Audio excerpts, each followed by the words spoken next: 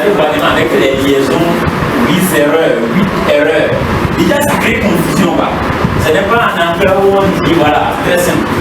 Donc, de ça, on ne doit pas juger le niveau verbal de quelqu'un. Parce que, par exemple, il y a les douaniers ici, il y a les financiers, il y a les. Comment vous l'appelez? Voilà. Maintenant, une chose est claire, quand chacun serait en train de parler, assurez-vous que sa spécialité va se faire sentir dans cette heure.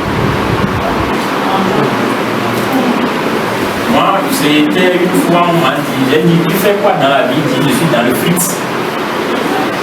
Bon, il a fallu que très rapidement je tape sur Google pour connaître ce qu'on appelle Fritz.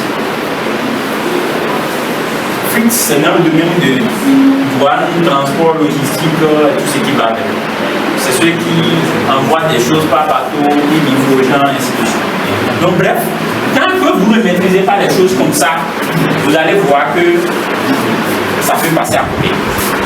Nous le disons parce que, étant donné que chacun avec sa spécialité, ça ne servira qu'à rien, par exemple, qu'un financier fasse des efforts pour dompter son français à un français juridique. Ça ne servira qu'à rien.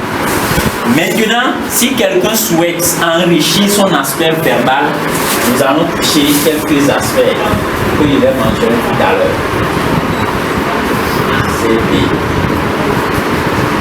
Premièrement, c'est de se faire plaisir avec la langue française.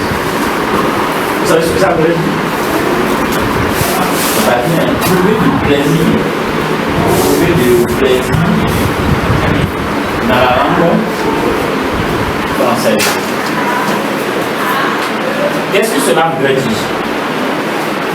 Cela voudrait dire que dans la langue française, vous avez remarqué que de nature, qu'est-ce qui se passe? On parle souvent dans nos langues locales.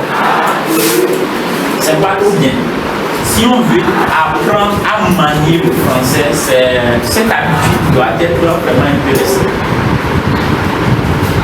Et maintenant, quand vous trouvez plaisir dans la langue française, vous s'amusez avec ça chaque jour, vous allez voir qu'avec le temps, le français devient quelque chose comme un jeu.